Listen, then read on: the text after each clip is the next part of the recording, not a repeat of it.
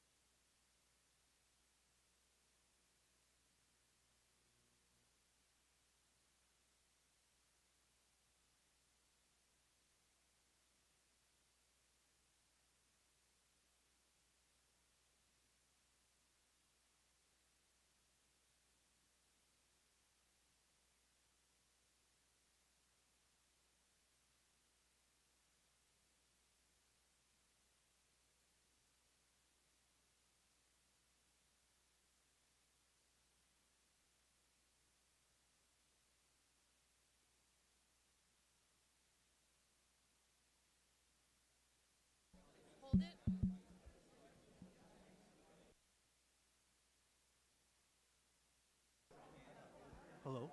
Just press Whoa, it. wow, okay. Does that turn it on?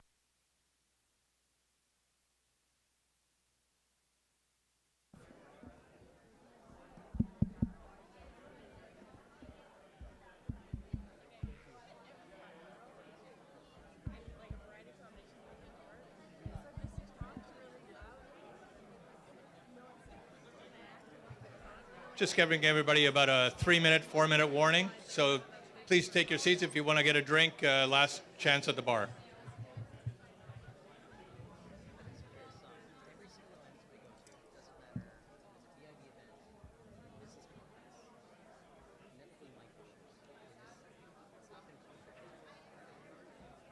I worked at the Sun before, basically before smartphones. Okay. Who were some of the people in the... I worked with John Mackey, Chris Smith, John Java was the city editor. I mean, Mackey's still there. Yeah, Patricia Graham. Yeah, I went up Okay. to lunch with him about it. Yeah.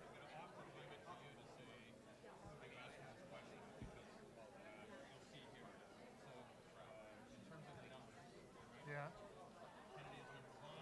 Okay.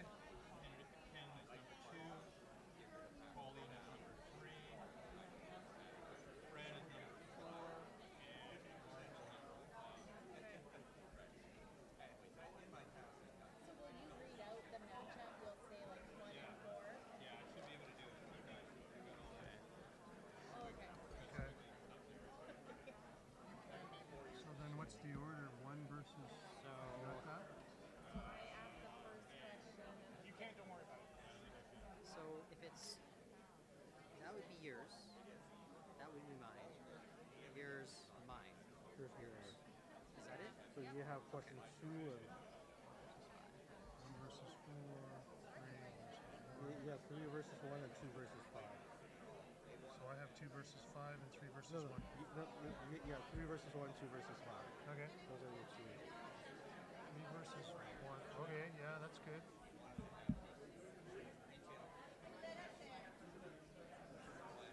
Okay, that's good. Then I'll ask the ward question, and then 2 versus 5 is.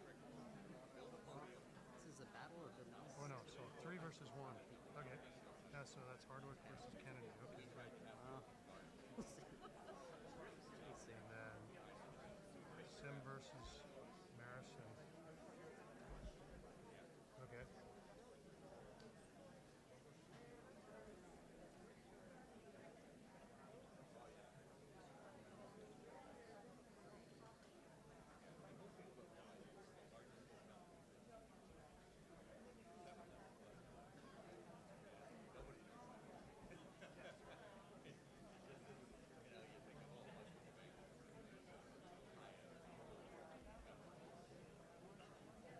Okay, that's good.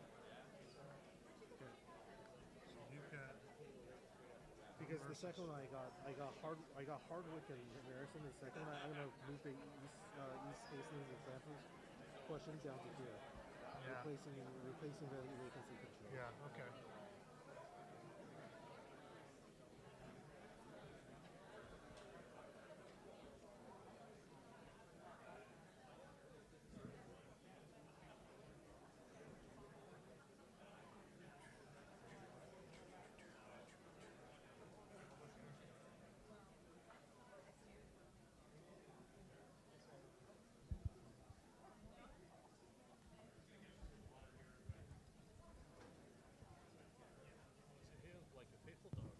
Okay. Perfect.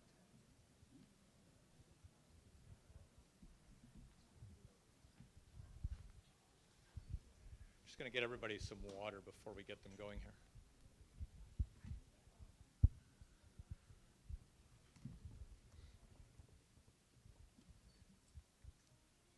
Albert, you'll give me the go-ahead and when to start? We're good? All right.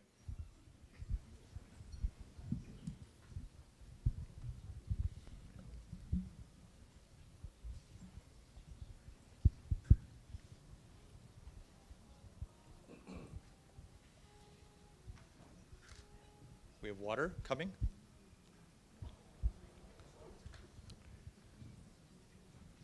Yeah, that'd be great. Thanks, Megan. All right, good evening, everyone. Welcome to the Vancouver Mayoral debate. I'm Kirk Lapointe. I'm the publisher and editor-in-chief of Business in Vancouver, vice president editorial of Glacier Media, your host for today's discussion. I want to begin, of course, by acknowledging the land on which we gather as unceded ancestral territory of the Coast Salish peoples, including the territories of the Musqueam, Squamish, and Tsleil-Waututh. We're grateful to be their guests. We are proud of the stewardship that they've had, and we wish to share it tonight with them.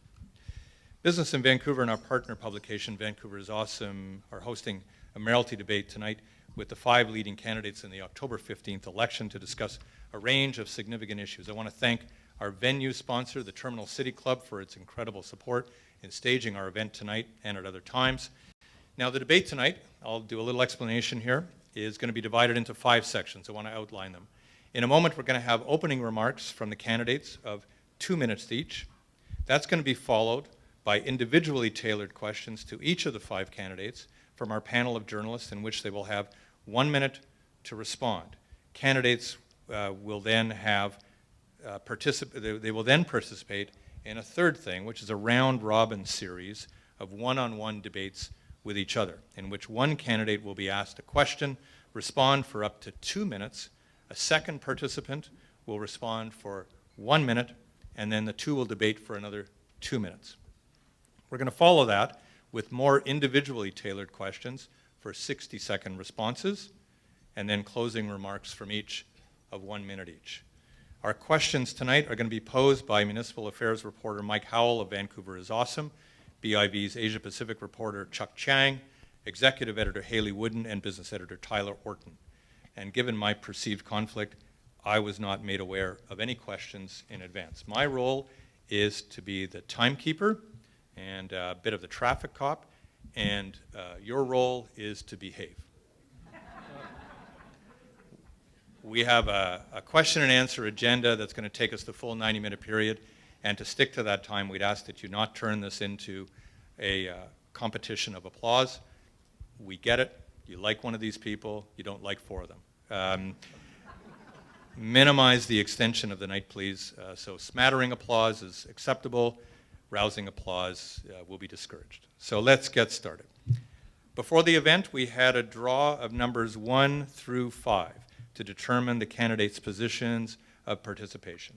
So I want to introduce them in order of the draw and give them 2 minutes for opening statements.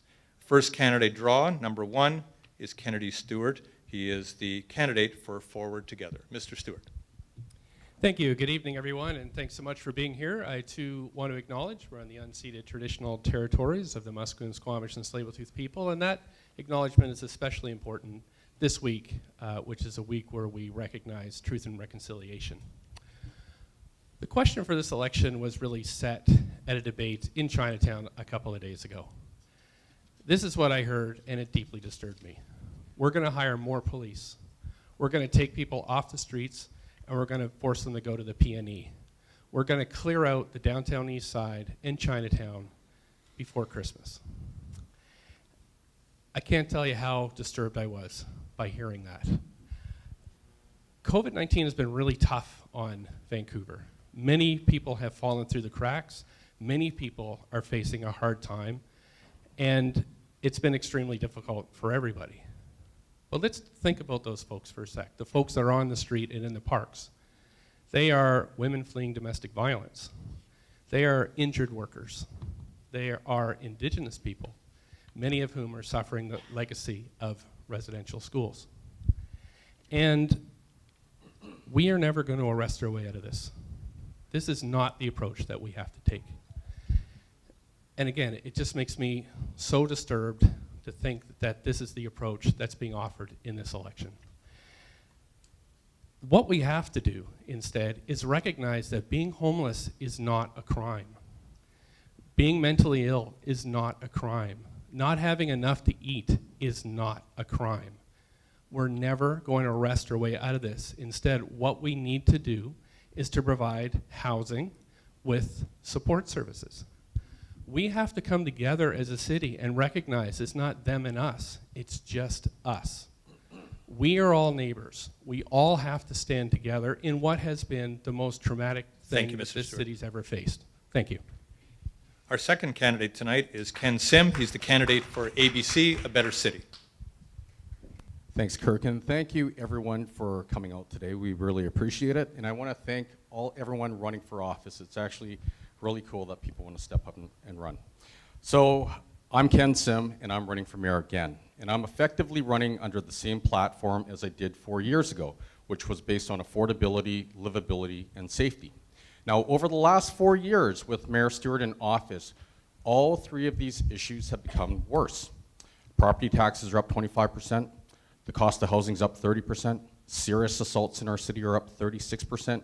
Anti-Asian hate crimes are up over 500%. And now in the city of Vancouver, every single day, there are 4 random assaults on strangers. Now, I speak with people every single day, and they share with me that they are working harder than ever before, and despite this, they feel like they're falling further and further behind. People tell me they no longer feel safe in their own neighborhoods or when they go to Chinatown, Yaletown, Strathcona, the West End, Kitts, just to name a few. And finally, people of all ages tell me that they no longer see a future for themselves in Vancouver, and neither do a lot of their family and friends. Now, I want to stress, I am not a career politician. Running for mayor is not a stepping stone to become a premier or prime minister. I'm just a concerned citizen who truly believes that we can create a better future in Vancouver for our family, our kids, and our grandkids.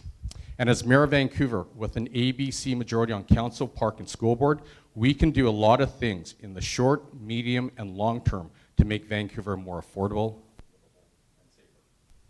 Thank you.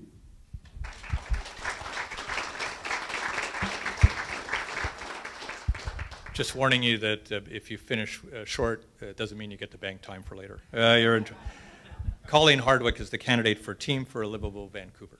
Colleen. Well, good evening, everybody, and thanks for being here. I'm running for mayor. And why am I doing that? Because I don't want to be the last generation of my family that can afford to live in Vancouver.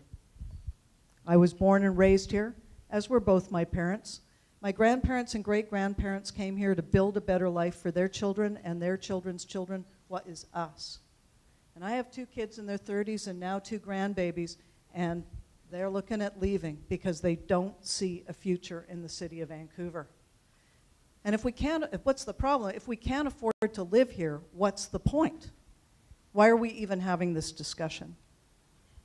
And if I'm afraid to take the kids down to the playground for fear of used needles, what does that say about the livability of our city?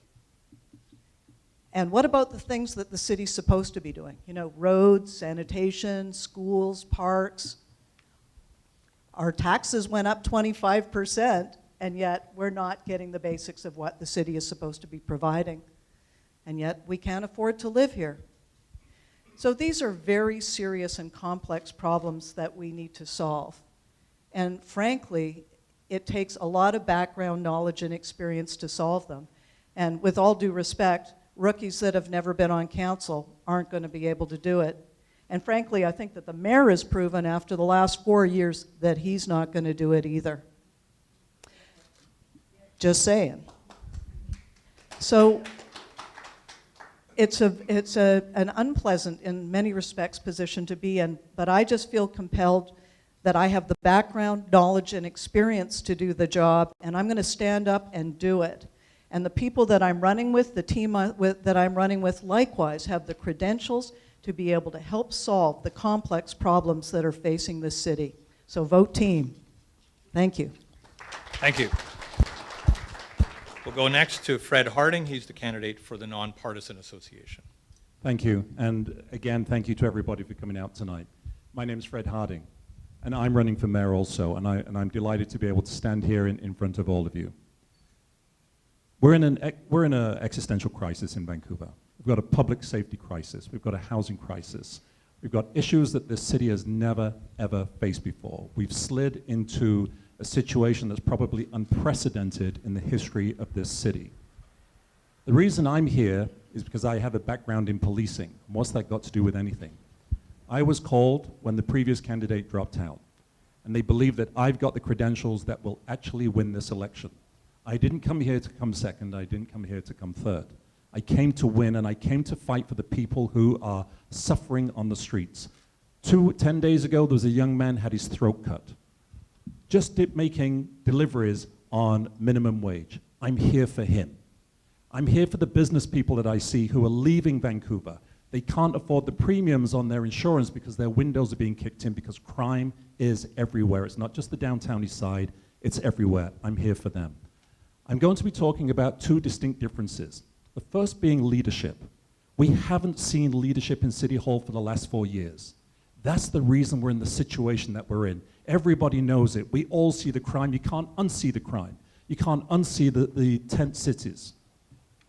And I'm going to talk about there's no solutions because they're talking about fixing the symptoms without fixing the root cause. The root cause is that we have so much addiction, we're only offering harm reduction without treatment. We have to have treatment as part of the solution. When you look at what they're bringing, what they're doing in Europe, in Portugal, it's all about treatment is at the root of what they're finding to win the battle that they're facing. I'm here to win, and I'm here for everybody in this room and everybody in Vancouver. Thank you very much, Mr. Harding. And our fifth candidate, Mark Marissen, is the candidate for Progress Vancouver. I'm Mark Marissen. I got involved in politics when I was very young. My grandparents came to Canada from Holland after 1951, after the war.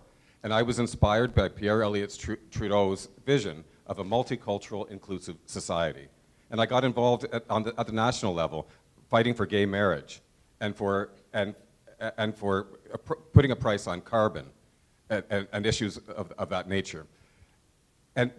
But since I've seen what's happening in Vancouver with our housing crisis, I decided that I couldn't sit at the sidelines any longer. We have a choice as a city.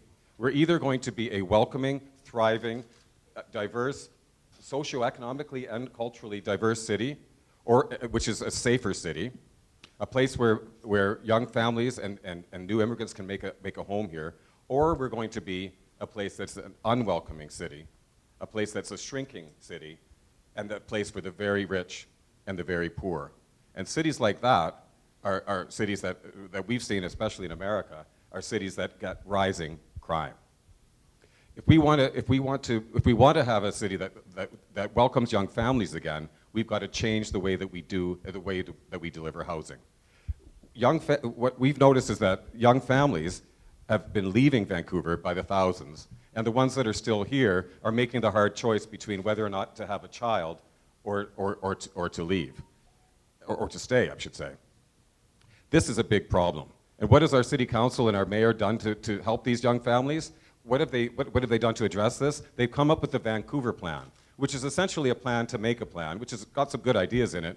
But young families and seniors didn't need a Vancouver plan to know that we need multifamily housing around schools and around transit, and we should have started that 4 years ago.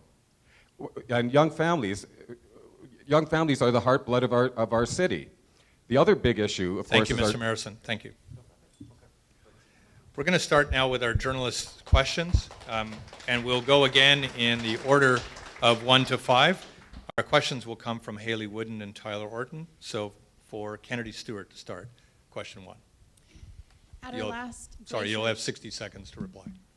At our last Glacier Media debate in 2018, you committed to approving 85,000 affordable housing units over 10 years, 60% for renters and 25,000 to be operated by not-for-profits. You now have what's been described as a bigger and bolder housing platform, but we'd like to know what you achieved under your original commitment. How many affordable housing units were approved and how many built in your first 4 years as mayor? Thanks so much for that question. When I inherited the city, we were building about 75% luxury condos, and we were approving 10 years ago about 4,000 units. Last year alone, we approved 8,800 new units, but 60% of them were rental or social housing. So that is a massive change and a massive increase.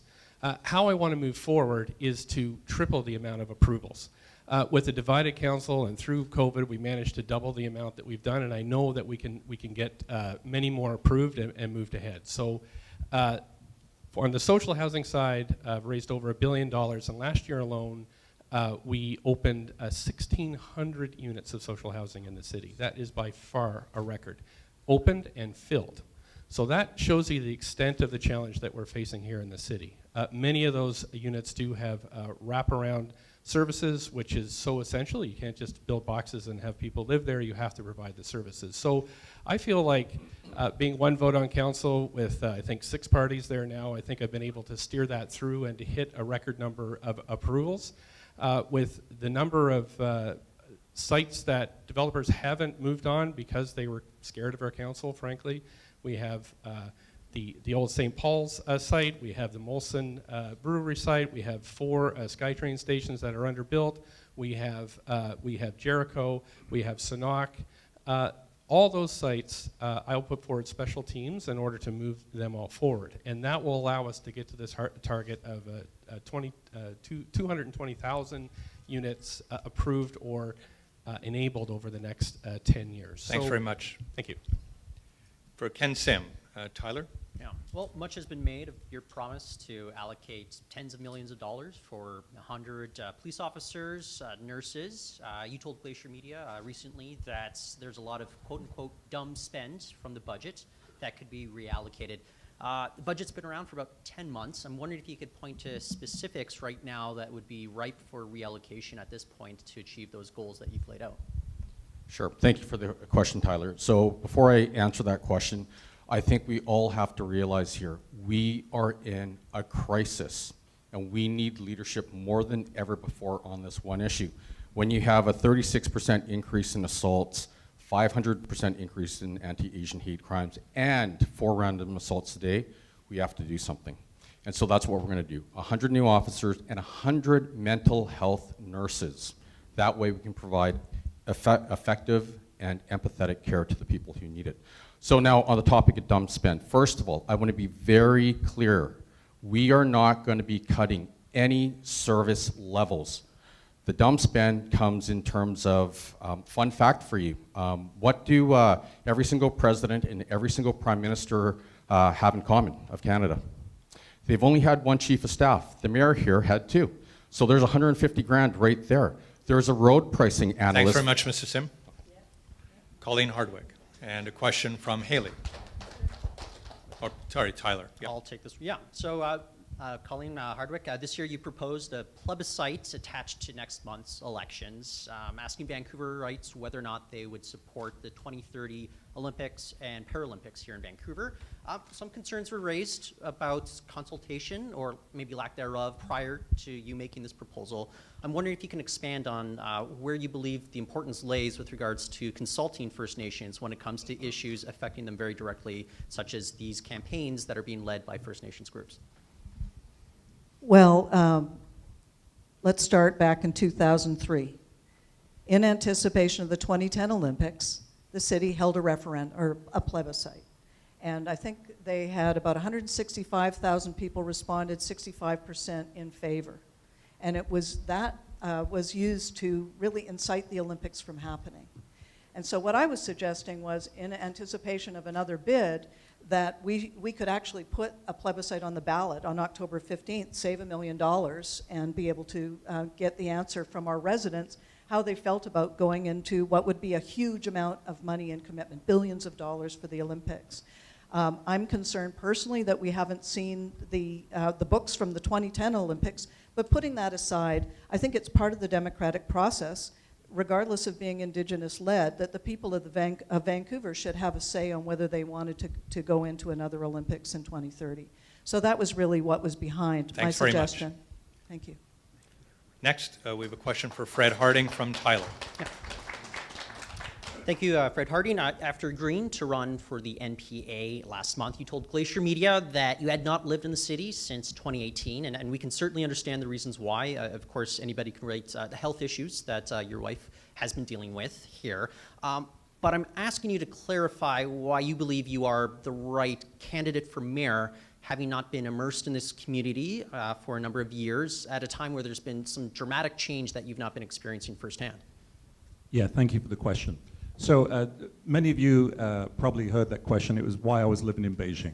and I'll just give you a quick rundown, is that my wife had chronic, very serious, close to fatal illness. She had stage 4 cancer, and she was on her way out. So I spent the time to be with my wife, of course, and she's been recovering, and she's actually had a miraculous recovery. So thank you for the question on that. Anybody who lives in Vancouver is generally an immigrant from somewhere else. Anybody who thinks that when you come to Vancouver, if you can't bring more energy, more ideas, more vitality by having an international background, well, that's what I'm hoping that I'm bringing, is I know that I'm bringing that. I've lived in Beijing for 4 years, taking care of my wife, and I have a startup business there. I've lived in England, I'm from England, and I was in the police in Scotland Yard there. I bring that experience here as well. My experience in Vancouver is part of the experience of who I am and what I'm bringing to this. Basically, in doing everything I've done is growing leadership. And a question from Haley for Mark Marissen.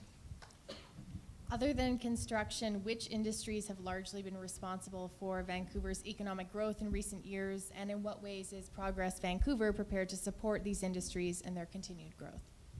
Well, thank you for that question. The tech industry has actually been a big industry that's been growing here in the city, and I think we need to do everything we can to support it, including making sure that we have the kind of housing we need for the workers that we need to come to the city. Thank you.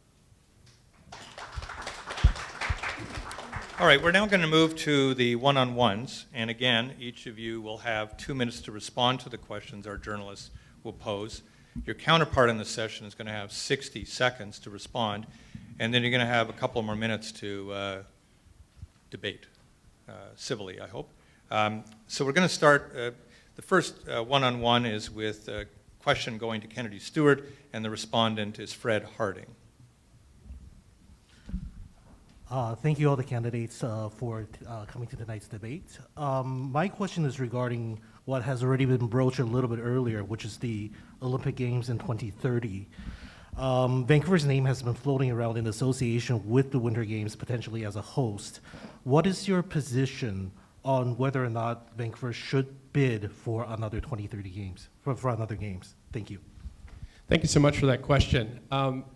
You know, bringing exciting events to Vancouver is extremely important. That's why, for example, I fought so hard to get the Invictus Games here in 2025, and really fought super hard to get the World Cup here in 2026. So I'm really excited about that. We're very close to getting the Grey Cup, I think. So those are all things that I've been fighting for, and we've managed to achieve too, which will be great for Vancouver. Kasalem from Squamish came to me, and because he knew the Olympic bid was, there was a possibility, and he said that he would like to bring the 4 host nations together to lead a bid opportunity. And so he asked if I would help, and I said absolutely. Reconciliation is such a huge part of what I'm all about. And so what we came up with is a memorandum of understanding where the 4 host nations would lead the bid, and then the 2 municipalities, Whistler and Vancouver, would sign on. So we had a 4+2 agreement where the city was in support of the nations. So for me, it's all about what the nations want in this circumstance. So I have been very, very active in talking with the different levels of government, but they have not actually, the nations have not yet decided whether or not they're going to submit a bid. So this is an ongoing process that I'm completely supporting because, you know, the 3 host nations, Musqueam, Squamish, Tsleil-Waututh, are, in my view, some of the most important people that I talk to in the city.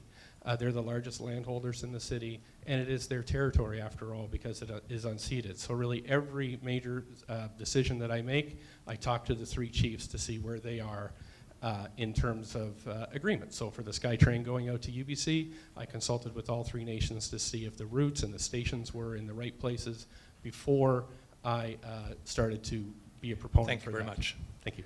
Mr. Harding, you have 60 seconds to respond. Yeah, I don't really have a response other than to say that I agree with most of what he says. We have to have the First Nations as our partners in everything. This would be the Olympics and the Indigenous Games is what I understand it would be.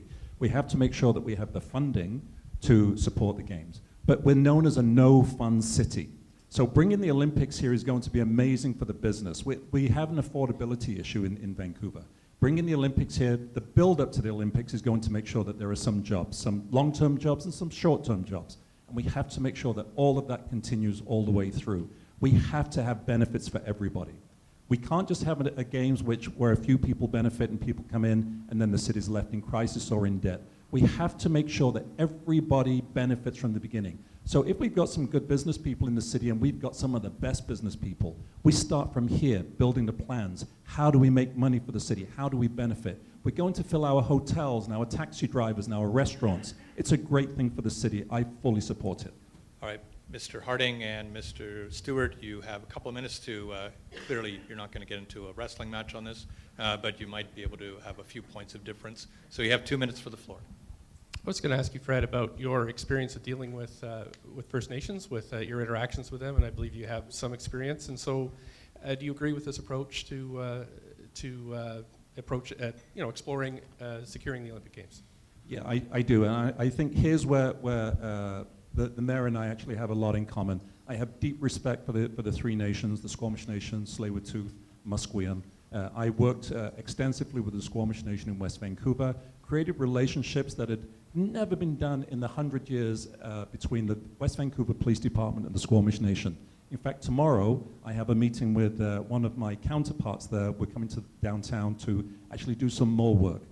There are great things that can be accomplished when you partner with the First Nations. And I'm always surprised at the lack of partnership. I'm always surprised at the negativity that I experience from there. So this is where we actually have a shared interest. I want to see everybody benefit, everybody in Vancouver. And actually securing FIFA and the Invictus Games, it was so key to have Indigenous partners. They were the key to winning these bids. And if the Olympics don't go ahead, then we have to find other ways to move forward. We're already discussing that. We kind of have plan Bs. How do we keep this going? How do we keep Lil'wat, Musqueam, Tsleil-Waututh, Squamish, and Whistler all together building this corridor of economic development? So I do think we agree on this is an important way forward. So yeah, I don't see any difference, any gaps between us here.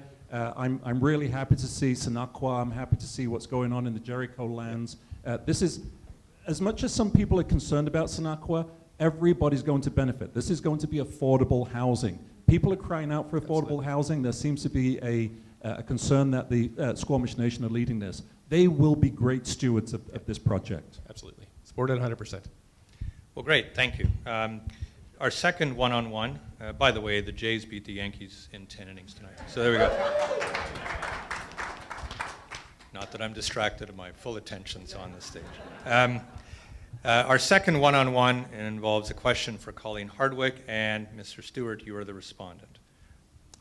Okay, let's talk about whether you want a ward system in Vancouver. I know it's been talked about over the decades. There was actually a plebiscite, as I recall, on this.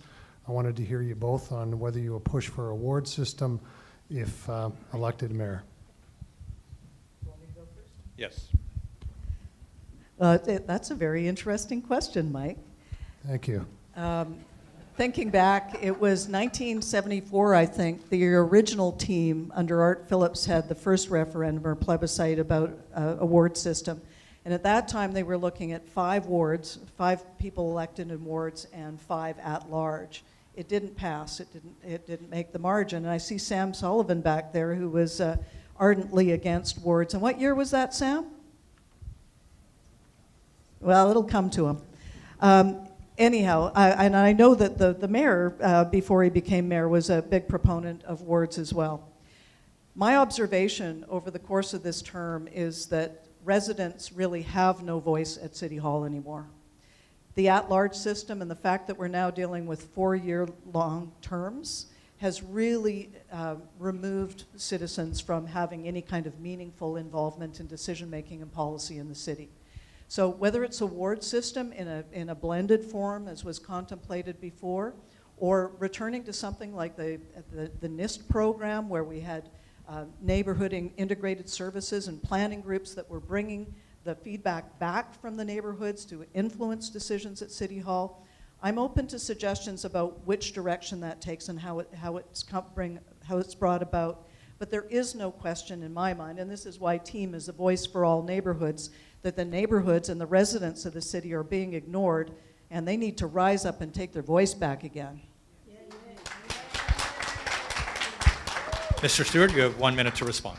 You know, you picked the one thing that Colleen and I have agreed on through council is there was a vote, actually, that we were trying to add wards to, as an amendment to something, and it was really Colleen, myself, and Jean Swanson that had voted for it, but it did get voted down. So I completely agree that I think about the poor school board trustee that has to campaign to 700,000 people.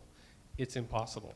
So Thomas Berger did a great job when he was commissioned in 2004 to look at bringing a ward system to Vancouver. He'd picked 14 wards. It would be, your constituents would be much smaller than provincial constituencies. And so if elected with majority, I will pass the bylaw that will bring that in. And we'll finally get a ward system here. And Colleen's absolutely right. I think neighborhoods need that representation in City Hall. And at-large systems with strong parties are not good for this city. All right. Ms. Hardwick, you have a couple of minutes, and Mr. Stewart to obviously agree. Did you do this on purpose? No, that's bad luck of the draw, as they say. Yeah. Okay, so over the course of this term, we had 256 rezoning applications. Over the course of those and other reports that came forward, we had hundreds and thousands of Vancouverites that called in, because most of this last term was during the pandemic and we had to be on WebEx. I would say that 80% of those people, the vast majority of people that I've heard from have said, why did I even bother? City Hall isn't listening, council isn't listening. 100% of those rezoning applications were approved, despite people that I can see all over this room that called up to say that this was a wrong-headed decision, that it didn't fit in a particular neighborhood, that it was next to a hospice, whatever those reasons were. And they were ignored summarily. So if it's a ward system, it's a ward system, no matter what. We have to do something about listening to the residents in this city, because we're not. You know, I could go on about this because it makes me crazy. As someone that grew up where community planning played a pivotal role in the way that our city has evolved over the last 3 decades, it was really with the involvement of thousands of hours of community involvement in helping shape community plans. And right now they're being bulldozed. So again, I say to the people of the city, you gotta rise up. And I look, the feds, the province, you got 8, 9, 11 MLAs or MPs. You've got proper representation across the fabric of the city at a geographical level. And we got to do it, folks, or we can continue to be steamrolled by City Hall. And we're out of time on this one. So sorry you didn't get a chance to get back on there, Mr. Stewart, but we'll hear from you a little later on. He agrees with me anyway. All right. Our next one-on-one is a question for Mark Marissen, and Colleen, you will respond. So, question for Mr. Marissen. Let me see if I can try to break up the agreement fest here. The encampments on East Hastings Street has been one of the most important topics facing the city for a long, long time. If you become mayor, or if you are mayor, what would you do with the encampments on East Hastings? Mr. Morrison, you have 2 minutes. Thank you for that question. The first meeting that I did when I was thinking about running for mayor was to meet with the people at Strathcona. I spent half a day listening to all of their stories, and I was shocked to discover that so many people were telling the story about how they had escaped from the SROs that they had lived in with the cockroaches and the sinks that weren't working, and stories about a woman from 2 floors up with a towel around herself looking for a shower to use. And they felt safer and healthier in their tents at Strathcona. And that really captured my imagination. It really made me do a lot of thinking. And what we've seen now that we've decamped, we had to get people into housing, and we haven't got them into the right kind of housing, but we've had 30 years of not building the right kind of housing for people. But at least we're getting some of the people into housing, is that we have people in tents now on Hastings Street who have nowhere to go if people wanted to remove them from Hastings Street. So one of the things that we've heard from people that are involved in working with the people in the tents is that if we could find some city-owned land in our city for temporary encampments where there's showers, where there's washrooms, where there's ways for people to get to live in a more dignified way, and also onto a path to housing, that is a way to get people to solve this issue, not to solve this issue entirely, but to a pragmatic solution that people that have been involved in this have been calling for. Thank you. Before we debate, Ms. Hardwick, you have 60 seconds to respond. I agree with Mark. Oh, for goodness You're doing this on purpose. Yeah. Look, we can't have, it's a non-starter. We cannot continue the situation as it is. It is painful down there. The SROs are terrible, and it's worse on the street. Can you imagine a future of Vancouver where this just becomes the norm, that we just accept it all on into the future? We're never able to go down Hastings Street anymore, all over the city, but particularly down at Ground Zero. So the trick, I think, is from a logistical perspective, is going to be to find a city-owned property, and I won't say the PNE again because it'll get misrepresented, but we do have to triage people and try and figure out places for them to go according to their needs. And as the mayor, I think it was the mayor, maybe it was Ken said, yeah, Thank it was you. the mayor. We'll now start a couple of minutes of debate on this. Thank you. Okay. Do you want to go again, Mark? I don't really have much to add. Thanks.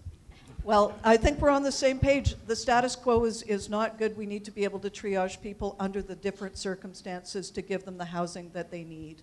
And that's the bottom line. The status quo cannot continue as it is. And I'm always happy to see Colleen talking about actually building some housing. So. Well, if you actually listened instead of made assumptions, you might know better. Go on. Come on. Are you finished? All right. Well, there we are. Our next twosome is Ken Sim will be posed the question to, and Mark Marissen will be the respondent. Okay, let's talk about public hearings. Colleen Hardwick and Kennedy Stewart certainly realized that many hours, many days, many nights have been spent on public hearings. There's been noise from various politicians locally and across the region about doing away with public hearings. Vision Vancouver has proposed doing away with public hearings on for below market housing. I wanted to hear from both of you on whether Vancouver should be doing away with public hearings. Great. Mike, thank you very much for that question. So I truly believe that we still need some form of public hearings. We have to have residents across our city have their voice being heard. Now, we can improve the public hearings. I can tell you, having been to a couple of public hearings, and yeah, actually, I was there actually, and seeing a bunch online. I was waving at you. I don't know if you remember that. But here's the thing, like they are highly inefficient, especially over the last 4 years. When I was there, there's amendments to amendments to amendments, and there are people just scrapping over issues. And there are a lot of issues that you can actually standardize, where you can actually have, if I can just speak uninterrupted, I give you guys all the opportunity, so I'd like that, please. The reality is we can make a lot of these processes more efficient, so we can actually have public consultation but before leading up to these public hearings, and then we can actually decide these public hearings at a vote when the hearings actually happen. Mark Marissen, you have 60 seconds to respond before the two of you debate for a couple of minutes. I think the biggest issue is when we take up council time over small matters that the council shouldn't have to be dealing with. We shouldn't have to go to city council to build a 4-story building in the rest of our city right now, or a 6-story building if it's a rental. We shouldn't have to go to city council. And one of the reasons why we have, basically, if we wanted to get the kind of housing that we require in the city, the kind of housing, I'm not suggesting that we have to get 220,000 like Kennedy Stewart's talking about, but I do think that we have to get quite a bit of housing done.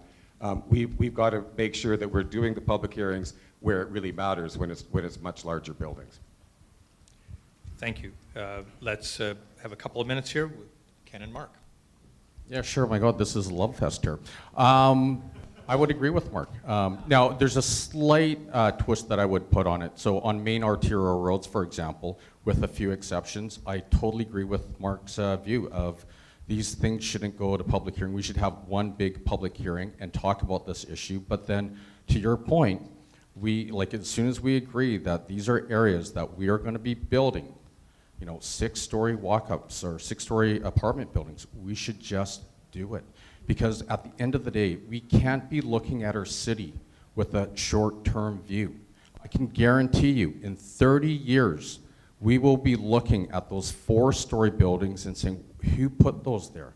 We have to think about the future. So, Mark, I agree with you. If I heard you right, I might disagree with you on one thing, though, and that is about, you're saying that we should focus on the arterials. I think we need to focus throughout the city, because if we focus on arterials, we're using arterials basically as a shield from all the pollution and everything from the cars for everybody else that's living in the neighborhood, and people act as like a human shield, and I don't agree with that. Yep. But I've also noticed with a lot of the development being forced on arterials is that a lot of our small businesses are shutting down because of it, being replaced by big chains.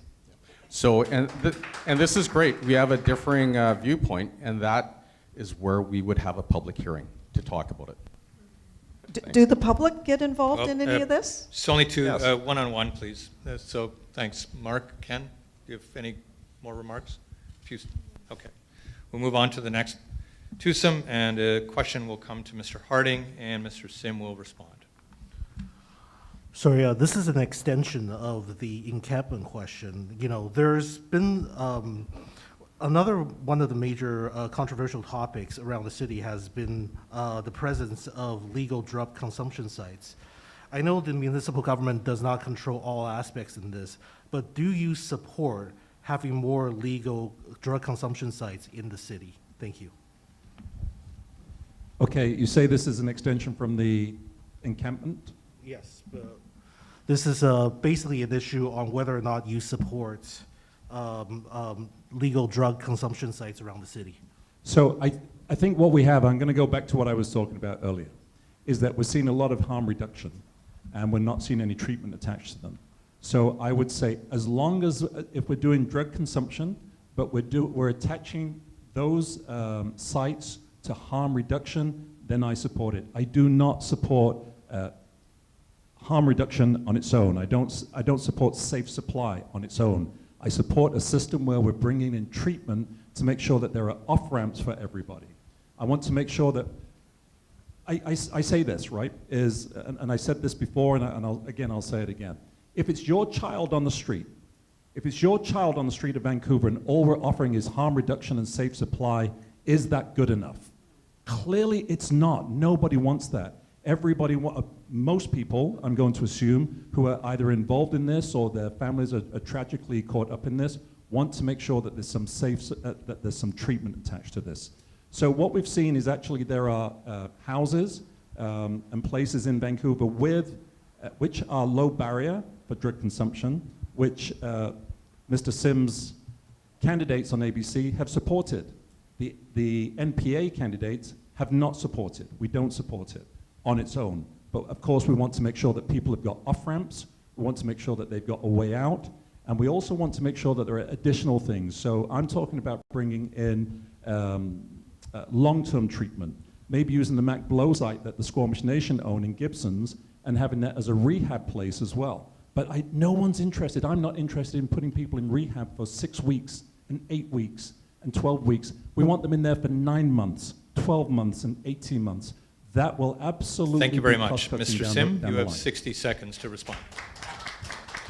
So I want to be very clear. I support the decriminalization of drugs. And we already have de facto decriminalization of drugs. And every single police force across the country and every single health authority shares that view. Now, I do think we can put them in more appropriate spots, and to Mike, to your previous question, that's where an effective public hearing can happen. Okay, but I want to stress that this is not a criminal issue. This is a healthcare issue. And I want to share a story of a firefighter who ended up on the downtown east side. People would look at that firefighter and said, he made a choice to do drugs. No, he made a choice to run into a burning building. He got injured, damaged his back, went into the public healthcare system, and got addicted to painkillers. And then when he was cut off, there were no support service for him, and he ended up losing his family and ended up on the downtown east side. And when we start looking at individuals with Thank you, that Mr. lens, Sim. We'll now have a couple of minutes where you and Mr. Harding will debate this. So, look, in 1992, 1993 in East London, I was brought in to work as the police officer to deal with an estate in East London called Teviot Street. Teviot Street was absolutely rampant with race hate crime, drug dealing, and drug addiction. And it was in 1992 or 93 that I recommended that the police department co-joined with the health service, the National Health Service, and actually bring in a place where people could do safe injections and be overseen by a doctor. So this would have been the first kind of safe injection site in London. I had to peel my inspector off the ceiling because there were two incidents. That was the first one, where he lost his mind at the idea that the police could be advocating for a place where people could get treatment and get drugs under the facility and under the supervision of a doctor.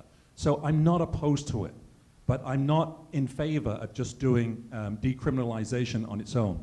When the mayor was looking for decriminalization, he was looking for 0.45 grams, I believe it was. Brittany Griner is in prison for 9 years with 0.07 of a gram, which is almost like less than a grain of rice. So 0.45 grams is actually 450 times that. It's a lot. It's 45 days worth of drugs. It's a lot of drugs. We have to try and get people off drugs, not just keep them monitoring on a supply that keeps them going on drugs. We have to get people off. and so I would agree with part of what Mr. Harding has said. As Mayor of Vancouver with an ABC majority council, we will be going to the province for full wraparound services. It is their responsibility to step up and provide all the healthcare supports needed that you are referring to help people once we stabilize their situations to get them better. Thank you. Our next one-on-one, Mr. Sim, you'll stay on stage. Your question will come to you, and Colleen Hardwick will be the respondent. Haley? The top business issue this election, according to local businesses surveyed by the Greater Vancouver Board of Trade, is the issue of permitting, licensing, and red tape reduction. How would you address this issue? Haley, thank you very much for the question. This is a workflow issue, and to give you some context, I've spent the last 20 years traveling the world, touring companies all over the world for best practices, and I'm what you would call a lean certified black belt. So all we do is, that's the Toyota way. I'm getting a little geeky here. I'm sorry for that. I'm very passionate about this. We change the workflow. And so when it comes to business permits, right now the average wait time to get a permit in the city of Vancouver is about 8.2 months. We're going to get that down to 3 weeks. When it comes to building a home, you can wait anywhere between 8 to 12, or 8 months to 2 years to build a home, or 6 to 12 years to get a development permit. Let me give you an example of how we can get you a permit on a house in 3 weeks. If you're building a laneway house, as an example, and you're building a standard build that's already been done hundreds of times in the city, and it's already going to be put in a place that's already approved for laneway houses, why do you have to come into the city? You should be able to download that permit instantaneously. That will send a note to the city of Vancouver, so when you start building, we will actually inspect it, and we'll do everything else to make sure that that house is built properly, but we've already shaved off all that time in getting the permit. We can do that with all the permits in the city, in housing and in your business. Sorry, I just thought I'd come and stand in front of Ken for a while.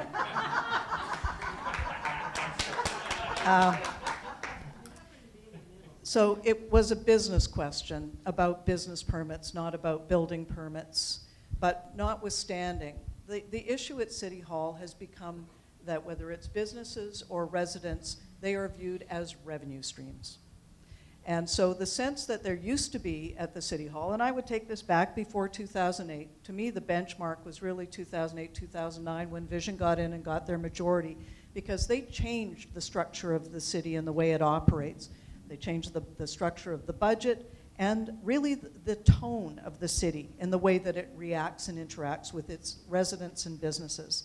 So the time that it takes, because it's a combination of the time that it takes, which is double, triple, quadruple, 10 times as long to get your permits through, and then the permit regime, which has, in many cases, quintupled in size. Why? Because the city has more mouths to feed. And if you look at the number of new headcount that were added in the city, particularly in the period around we have a 2016, couple of minutes now it to was debate. huge. So I'll minutes. step back and then I'll come back again. And I apologize for stepping in front of you. So I will step in front of Kennedy here. I'll try not to do I that. didn't want to kick you in the bum with my foot.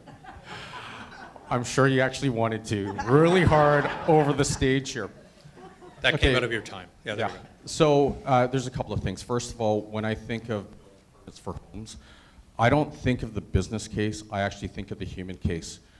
There are people trying to get into homes. I hear stories all the time of 200 people lining up to just get a rental. So we have a human issue here. Also, it does tie into business because if you own a business, if you run a business, if you manage a business in the city of Vancouver, your top one or top two issue is you can't find people to work in your business. So this is a real big deal. It is a business issue. And so when we stop framing this as, it has nothing to do with business and we actually talk about the vibrancy of our city, I think we go a long way in solving it. And so, Councillor Hardwick, I have one question for you. Do you believe that we have a housing crisis in the city of Vancouver? I believe we have an affordability crisis in the city of Vancouver. So why then, when I'm speaking with people, there are literally 200 people lining up to rent a place, a lot of whom will pay whatever they like, more than asking, and they still don't get it. It is not about affordability. It's about the fact that we do not have enough housing in the city of Vancouver for the people that want to live here. Well, actually, if you look at the data, to the extent that we've been able to get it out of staff, which has been like pulling teeth for this whole term, a larger problem is that a lot of the housing is sitting vacant. A lot of landlords are sort of demo-evicting and rent-evicting their tenants and leaving a lot of the affordable rental empty. I'll exercise executive judgment here and extend this by 1 minute, please. So again, this is really indicative of what's going on in the housing market in the city because our housing has become financialized over the last number of years. And 3 out of 5 of the units that are being produced currently are being produced for investors, whether those are for global investors or domestic real estate investment trusts. So this is really having a massive effect on the rental availability of the city. I checked, I think there was something like 2,000 units we just checked, but they're all at the high end because it's the rentals, and my daughter's actually going through this right now, moving out of the West End in a shared apartment, trying to find a 1 bedroom for less than $2,000 across the city. But it's because we have been building condos and high end, and again, it's a larger question of the business and financial model that has affected affordability across the city, which I'd love to go into, but I cannot Mr. do Sim, it in less I'll give than you 7 a seconds. few seconds to respond and close it up, please. Sure. I know there have been a lot of applications for development in our city, and I would assume some of it is rental. I know on your voting record, you've basically voted against every single project in the city over the last 4 years. Incorrect. Just absolutely untrue. And so if you'd like to go through my voting record, I'd be pleased to do it in detail for you. Sure. I was just looking at Justin McElroy's published report of all the things that were voted on, and according to his list, you abstained from 2 votes and you voted no against against everything Right, else. and I will defend that, and I'll speak truth to power every single time in the benefit of the people of this city. Okay, we'll end our injury time in soccer match, and now move on to another one-on-one with Fred Harding, getting the question, and Mark Marissen being the respondent. So not just housing costs that are making this city increasingly unaffordable. Businesses are facing a lot of these same issues too. You look at zoning issues that are limiting industrial space and land there. We have leases going up. Retailers are leaving the city, and we're leaving a lot of these vacant spaces around our communities. What initiative would you take upon yourself to address these increasingly expensive issues that businesses are facing right now? Yeah, it's a great question. So where we have affordable housing issues, we also have affordable retail issues. We have to make sure that we're bringing in affordable retail. There are businesses that are leaving because they just, and they're critical businesses for cities, but they're leaving the areas because they can't afford the taxes. But it's not only the taxes that's driving them out, it's also, as I mentioned earlier, it's the crime that's driving them out. So we walked around the downtown a couple of days ago, and one of the other issues that is costing people is the amount of crime. So as anybody walks around here, you'll see broken window after broken, or boarded up window after boarded up window after boarded up window. These are people and the small business owners who can no longer afford their insurance deductibles because it's over and over and over again. There's one business on Davie Street that's had their window broken 10 times in the last 2 years, I believe. So they're leaving because they just can't afford it, and the people are leaving because they're tired. Other people are leaving because they just don't feel that there's a customer base for them. I walked around the downtown east side probably 2 weeks ago. I was on Hastings Street, and the pharmacies are in crisis. The doctor's surgeries are in crisis. There's a doctor's surgery on 234 East Hastings, has 8,000 patients, and they're concerned about their business because they're not seeing any police officers around there. That's another issue. So we've got the cost, we've got the rising costs, we've got the rising taxes, we've got the plummeting core services where everybody's paying more. The budget has doubled. So there's so many things which are going against small business at the moment. So to answer your question, what we're going to do, we have to look at, can we bring in BC assessment? So the question that I've been posing to the team this week is, can BC assessments do anything to help the businesses with lower the costs that they're paying? I know there's also the triple net rent is killing some businesses as well, and I think we have to look at how we can help, if we can help on that front. Mr. But Marissen, this is you have 60 enormously seconds to start. complex. Thank you. One of the big issues is the fact that City Hall likes to micromanage businesses. One of the things I learned, for example, is that if you want to operate a food truck, you've got to get your menu approved by the engineering department. I've also learned that bars or restaurants that want to have karaoke have to get this approved, which sounds pretty crazy.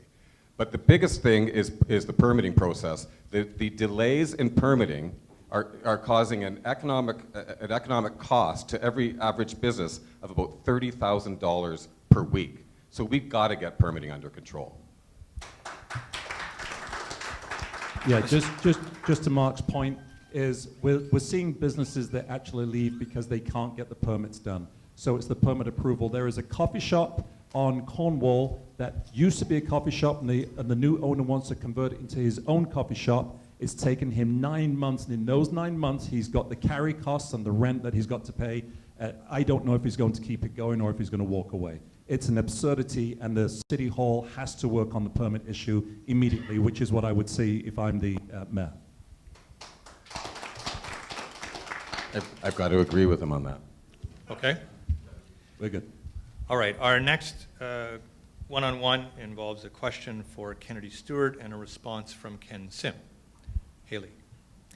Greater Vancouver's tax competitiveness has eroded over time, and the region is significantly less competitive and less affordable than many comparable jurisdictions in North America. Taxation is, of course, a top issue for local businesses, which are also grappling with inflation, supply chain challenges, labor issues, and the consequences of the pandemic. Would you support any kind of municipal tax relief for Vancouver businesses? Why or why not? And if you do support relief, what specific measures or changes would you implement? Mr. Stewart? Thanks for the question. You know, it is a really tough time. I mean, I remember when I had to shut down the city on St. Patrick's Day because of COVID.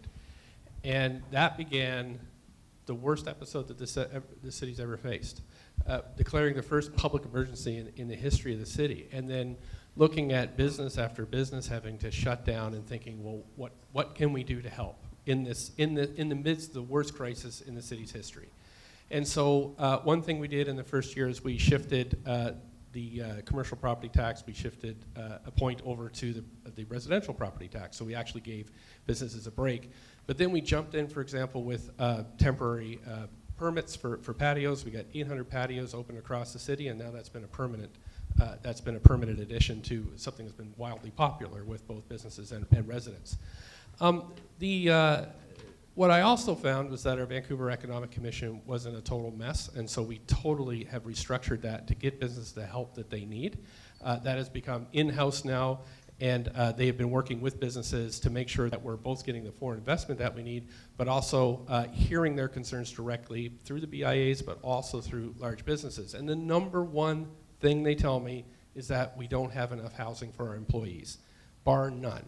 And so that's why moving from approving 4,000 units a year to 8,800 units a year is so important, and moving that from condos that nobody can afford unless they're investors to rental and social housing. And so, you know, when I go and open a new Unicorn or Accelera or any of these new companies that are coming here that are so important to our economy, the number one thing they say is, how do I house my employees? How do I attract people here? And what we have to do is we have to build. So that's why I'm so proud that we approved the Broadway plan, which will have now a second downtown along a new Thank you, corridor. Mr. Sim.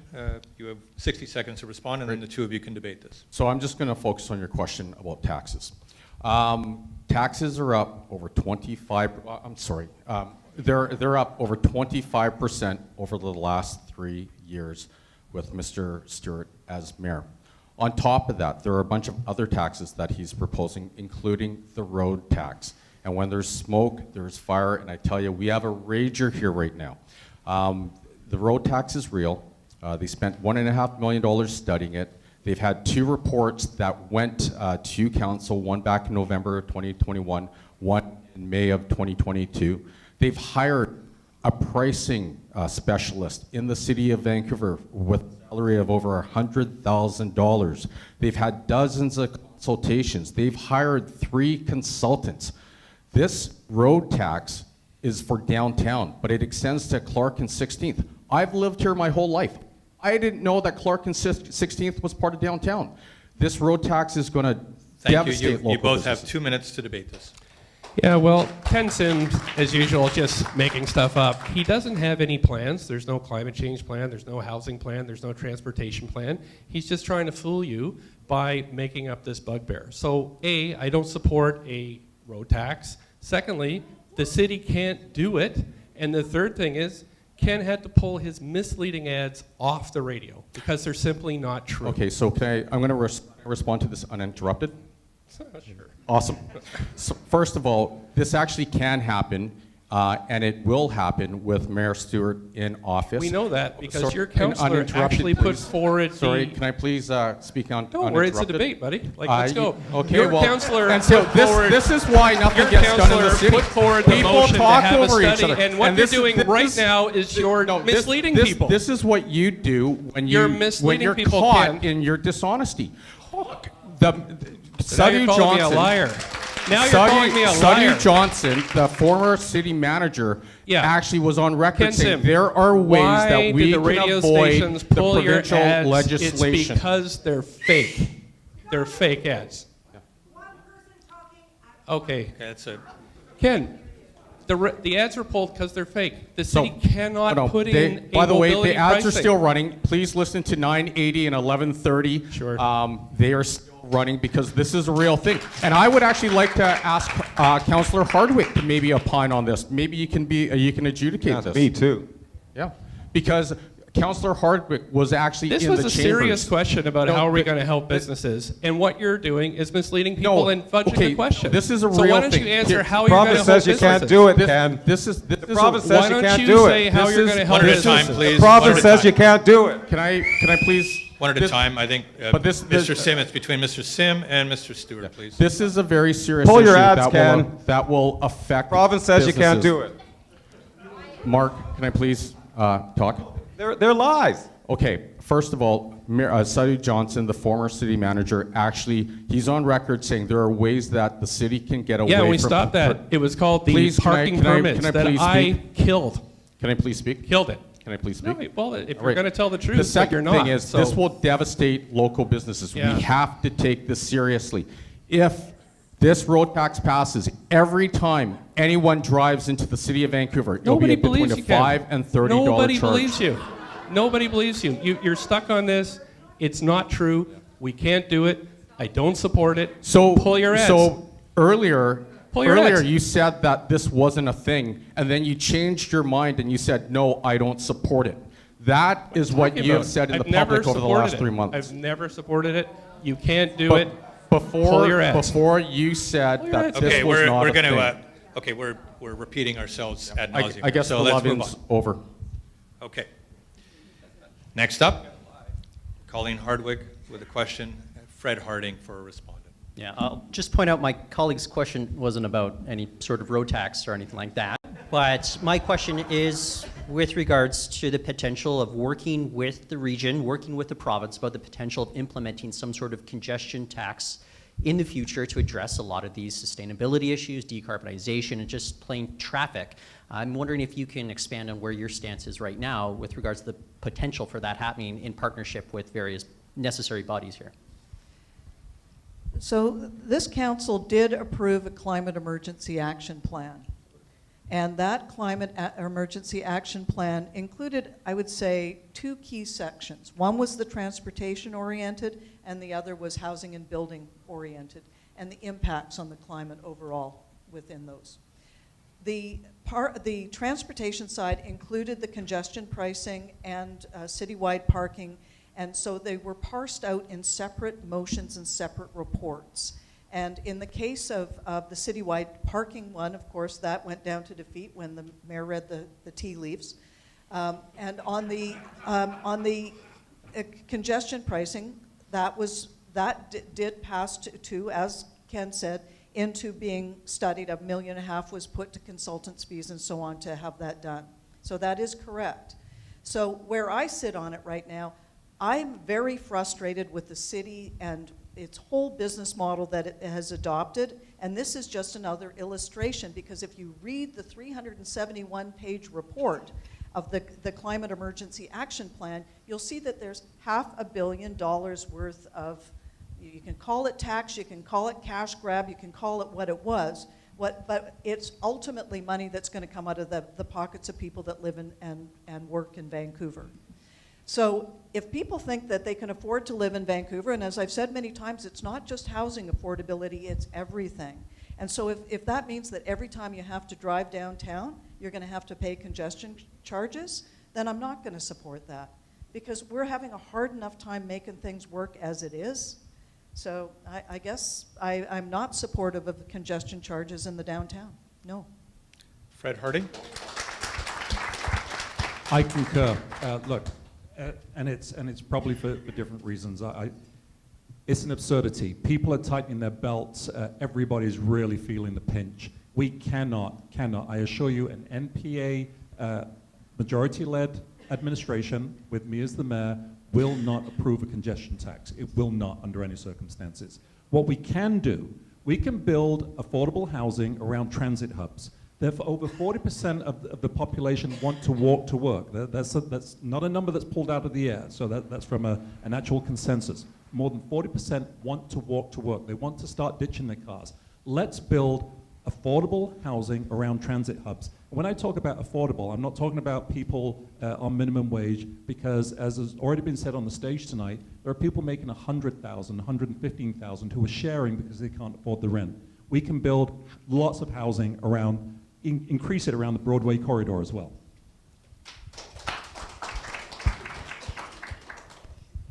Colleen?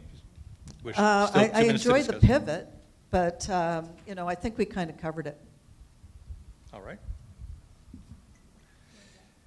Our last one. 2050 does not do enough to address dramatic and dangerous climate risks. If elected mayor, what would be your 2026 climate commitment? Or in other words, what concrete climate-related policies do you commit to pursuing in the next 4 years? Thank you for this question. One of the biggest challenges to climate change that we're facing in North America is the ever-going searching for affordability outside of outside of urban centers. We have seen a massive increase in suburban sprawl. We see that Surrey is welcoming people, Coquitlam is welcoming people, but Vancouver is not. And one of the things that I will do is make sure that we have multifamily housing around schools and around transit so that young families can live here, and seniors' residences in every neighborhood. That means that people don't need to use their car as much. We're really lucky in Vancouver that over 50% of people, 50% of our trips are not used. We don't use a car, we walk, we take transit, we cycle. I want to get those numbers up, and I think that if we can really tackle suburban sprawl, we can really make a dent on climate change. We done? Great. Yep. Thanks. As Colleen said, the council has passed a climate emergency action plan, and it's so essential that the city of Vancouver takes this seriously. We haven't really seen any serious plans emerge in this Vancouver mayoralty election yet. But we do have to support the climate emergency action plan. That is absolutely certain. And one way we do that is build a city where people can walk to or roll to the services that they need. Now, right now, Vancouver is at 75% of that status. We are almost there. The Climate Emergency Action Plan will get us to 90%, and that is building density in areas that are currently aren't densified and investing in transit. And that is why, in the last election, Ken Sim said that the SkyTrain to UBC was not a priority of his. I have fought tooth and nail to get the UBCX extension accelerated. And so what is so exciting about that is that we can now create a loop, we can have a loop, a Vancouver loop. You can now debate for 2 minutes. Give it debate? Yes, Mark and Kennedy. Yeah, so what I have money for the UBCX is that the actual City Council and TransLink has signed off on that now. Yeah, but do you have the actual funding? We absolutely have the funding for the next stage, which is the business case, which is $40 to $60 million. Not the funding for the line. Yes, so how this works, Mark. If I'm elected mayor, we're going to have funding for the line. Right, sure, yeah. So how this works, Mark, is you put together a business case and then you go to the Federal Treasury Board. I'm aware. I worked in transit for many years. So the business case funding is there. It will go to Treasury Board and the federal and provincial governments. We got to get it done. Absolutely. You got half a subway, but actually. This guy, basically, you got a half a subway right now. Going to it was not a priority. You have half a subway. You got a bunch of commitments, but not real money. Yeah, we have Show me the money. Okay, good one, Mark. So look, we have the money for the business case. We have accelerated. For a business case, I'm talking about money for the line. Yeah. Okay. So UBC students need this line. The Broadway plan needs the line. I totally agree. But what you're saying is. Totally, everything goes slowly with you. What you're saying. Everything goes slowly with you. This line has been accelerated, and we have the funding now for the business case that will move it to the Treasury Board, and that'll be finished. So I'm thinking this thing gets finished by 2030. Okay, well, I won't hold my breath. So what are you going to do? I'm going to make sure that we get it done fast. How are you going to do that? I'm going to do that by How are you going to do pushing it through. By pushing it through. Yes, by pushing it through. Yes, $4 billion. Are you going to pay for that yourself? Yes. You're going to pay for that yourself? No, we're going to work with the other levels of government. We'll make sure that it's happening. You're going to work with the other levels of government. Yes, we will. So how are you going to push it through? Do you have a relationship with the NDP government here? Do you have they're actually really nice to me right now. I'm sure they are. Yes, I'm sure they are. Look, we have secured the funding for the business case, which is the next step. That will proceed. It'll go to Treasury Board, and it will get built. David Eby's been complaining about the fact that people can't get stuff done. I don't know what that means. But anyway, this is essential, and how we deal with climate change is have walkable cities. Thank you both. Boys, boys, boys. We're now going to go to individual questions, and we'll go in reverse order of where we started at the beginning of our event. So we'll go for, first of all, Mr. Marissen's question. You get 60 seconds. Who am I asking again? No, you're being asked. Yeah. Sorry, Mr. Marissen. Here's the question. You have talked to my colleague in one of his reports regarding the fact that you got rid of your car and commute to work by Canada Line. But that's not an option for everybody. Some people in the city do require a car to get around the city. What is your plan for reducing congestion? The best way to reduce congestion is to make sure that the people that need to use their car are being able to use the roads, and the people that, and freeing up the other folks to give them the space. So basically what we need to do is we need to make sure that we build transit, that we do everything that we can to have good cycling infrastructure, and that we have a city where people don't have to necessarily use their car, so people that need to use their car can do so.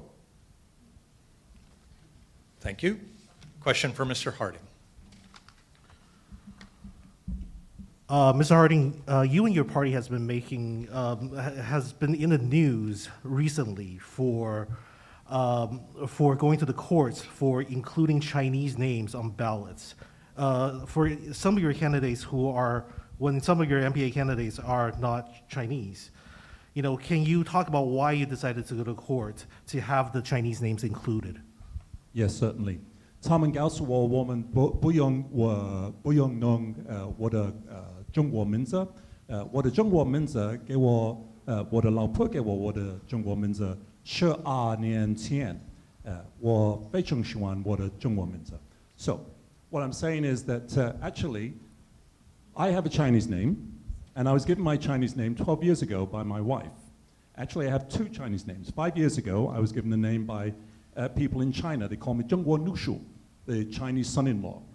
So it was given to me as a mark of respect. Not every candidate that went to put their name in Chinese on the ballot, not every candidate in the MPA chose to put a Chinese name on the ballot. It was those who have a Chinese name that they use. I've used mine for 12 years. Fuaide is my Chinese name. In China, of course, as you know, where I've been for spending some time, is people call me Fuaide. So there's nothing wrong with me using that. Now, here's the issue. We're a nation, we're a city of immigrants. I look around this room and I see so much diversity. Everywhere I look. When I walk down the street, I see so much diversity. Do we want to be an inclusive society, or do we want to exclude people? Is that my minute? That's your minute, yeah, thanks. Okay, I just want to say we want to expand democracy. Thank you so much. Colleen Hardwick. Question for Colleen. Okay.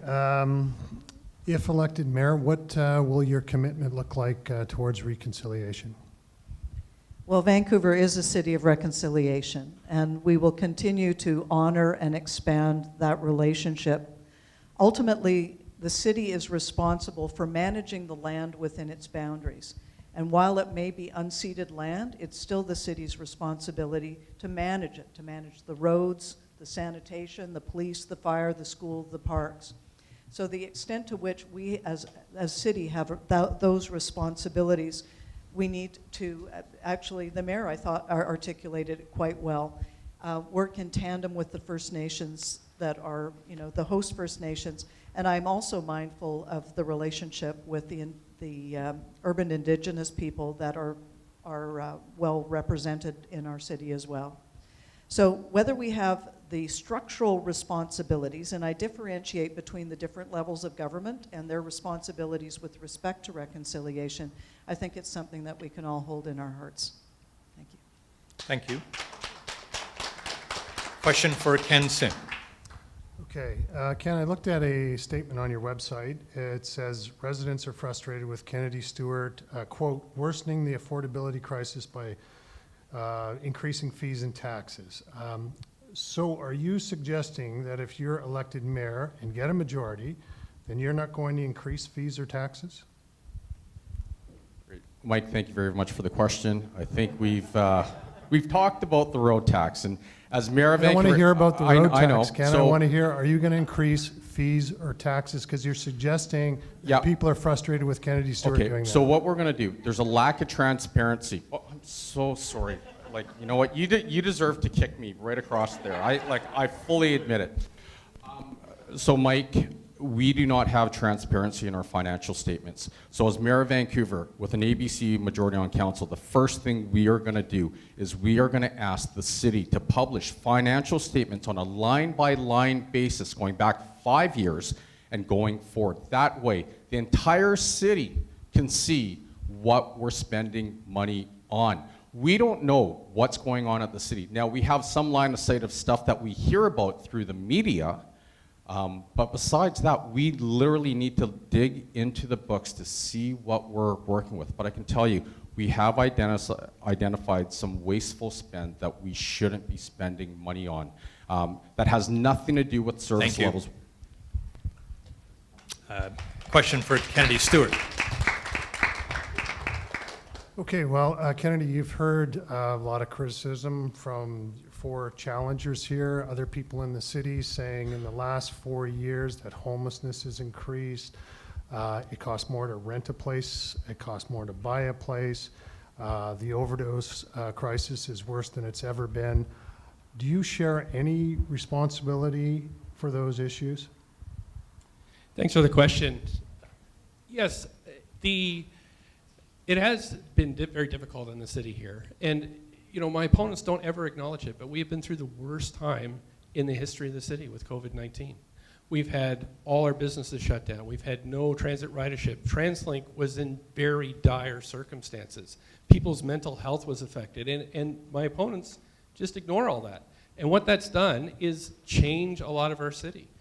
People have fallen through the cracks in record numbers. We have a lot of folks living on the street that weren't living there before, but this is because of the impacts of COVID. Many people were not affected by it, but the worst off in society have become even more worst off. And that was what is making me so sad about this debate, is because it's about hiring police or putting people in encampments or cleaning up the downtown by Christmas. I mean, it's got to be about being a compassionate society, getting the housing that we need, getting the services that we need. That's Thank you so much. the only way we're going to get out of this.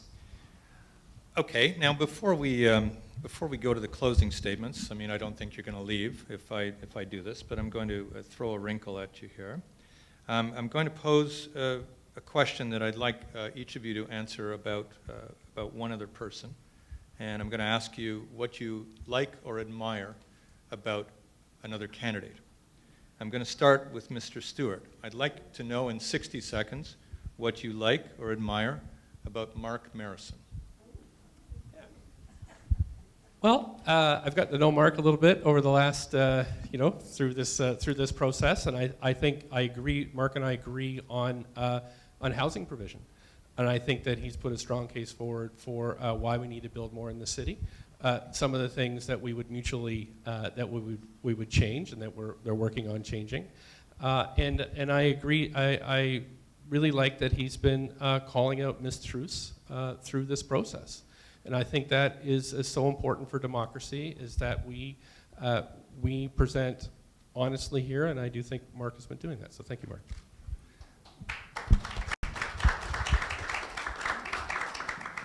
We're keeping track of how long you get into the 1 minute. So far, the record is 38 seconds. Mark Marissen, please tell us what you like and admire about Fred Harding. I don't know Fred Harding that well, but what I do admire is his tenacity. He's very well spoken, and he's very committed to what he's doing. But I actually don't know Fred that well. Thank you. Okay, well that's a record for sure. That's Fred Harding. You have to beat 12 seconds. Please tell us what you like or admire about Colleen Hardwick. Oh, this is easy. I remember on 4 years ago when I was asked if I could choose one other person to go as a councillor, and Colleen was running for council at the time, who would I choose? I immediately said Colleen Hardwick, because she's a great intellect, and she's a great ambassador for the women of the city, and I deeply admire her.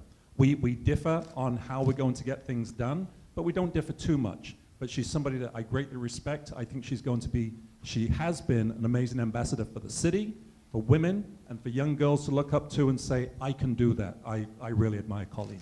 Right. Colleen Hardwick, you have 60 seconds to say what you like or admire about Ken Sim. I'm sorry for standing in front of you. Well,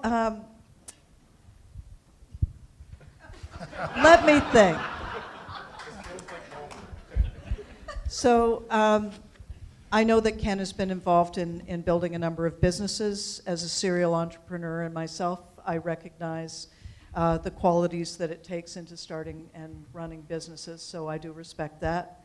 I respect when Ken says that he has kids that he wants to be able to continue to live in Vancouver into the future. I own that myself. That's something that I can relate to. When Ken and I first met, he may remember coming over to my house, and I gave him 90 minutes of the Coles Notes version of the last 50 years of Vancouver politics. And he asked me at that time what it would take for me to work with him. And I told him if he got nominated to run for mayor, then I would. And I ended up running on that ticket. I had been working on a policy platform, and I'm glad that he has embraced it. Thank you. Okay, great. And it is sheer luck of the draw. The last one is Mr. Sim. Please give us 60 seconds of your best material on what you like or admire about Kennedy Stewart. I'm going to need way more time. No, look, I actually have a lot of respect for Mr. Stewart. We may disagree on a lot of things, but I truly believe that he's a kind person who does want to make a difference. And I really respect you for the stand that you take on the decriminalization of drugs. I know it's controversial with a lot of people in our city, and I really respect that, because at the end of the day, we judge people, but until you put yourselves in their situation, you understand what their backstory and how they ended up there. Who are we to judge? And I admire you for being a stand with those individuals that are going through a lot of hardship and need help. So thank you. Thank you.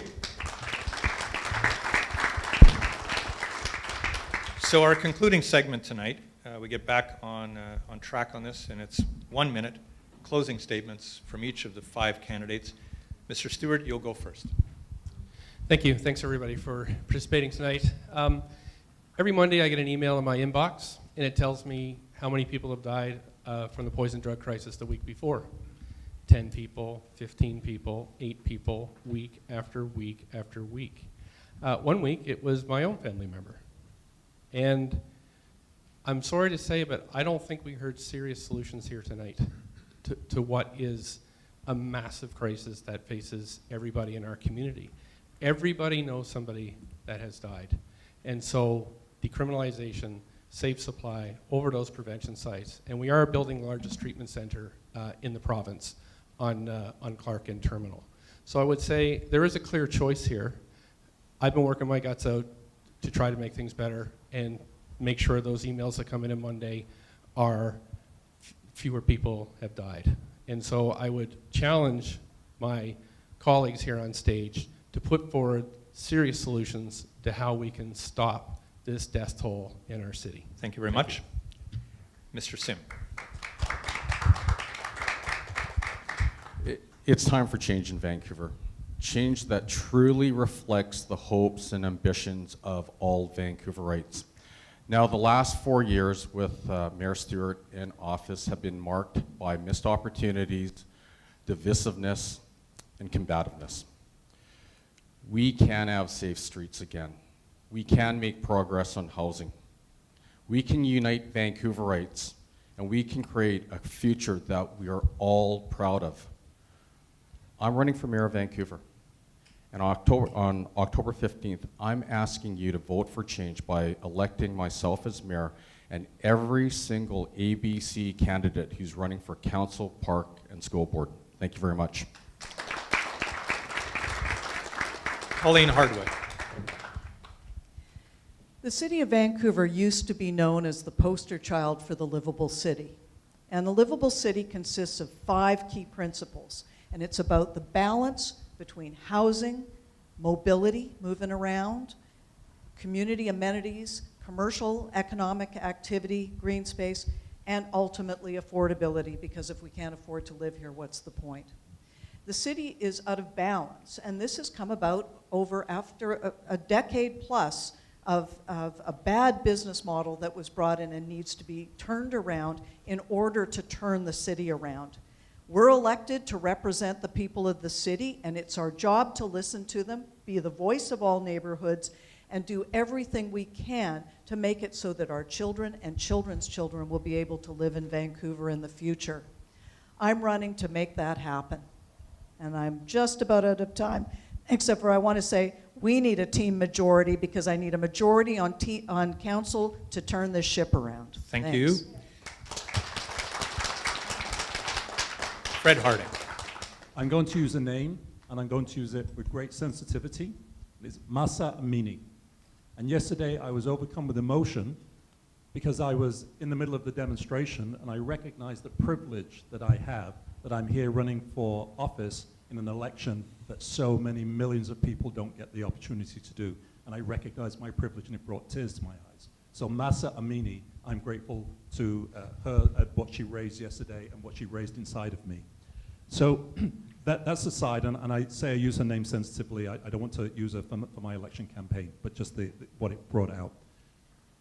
We are a city that is in crisis, and we're desperate for leadership, and we really need as much leadership as we can. And I'm here because I know that the city needs a leader that can tackle the criminal and the public safety crisis that we're in. I want to recognize everybody that I'm here for you, and I'm here for the businesses, and I'm here for the people who are struggling. Thank you. Thank you. And Mark Marissen. Thank you.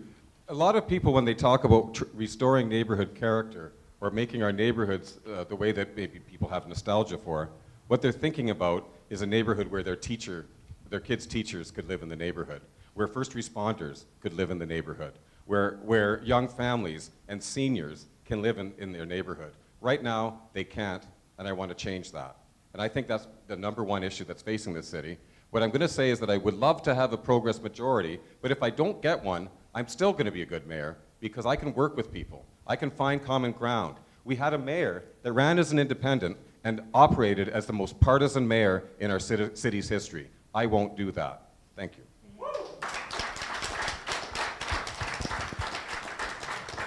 Okay, well, thank you very much, ladies and gentlemen, for joining us today. I want to thank our journalists for their questions. Thank the club, of course, for its hospitality and for being our venue partner tonight. And, of course, congratulations are due to all of the candidates who have put themselves forward. I know a little bit about what it takes, but not exactly what it takes to win. And one of you 5 will be winning on October 15th. So congratulations in advance, and we hope that the city runs very well.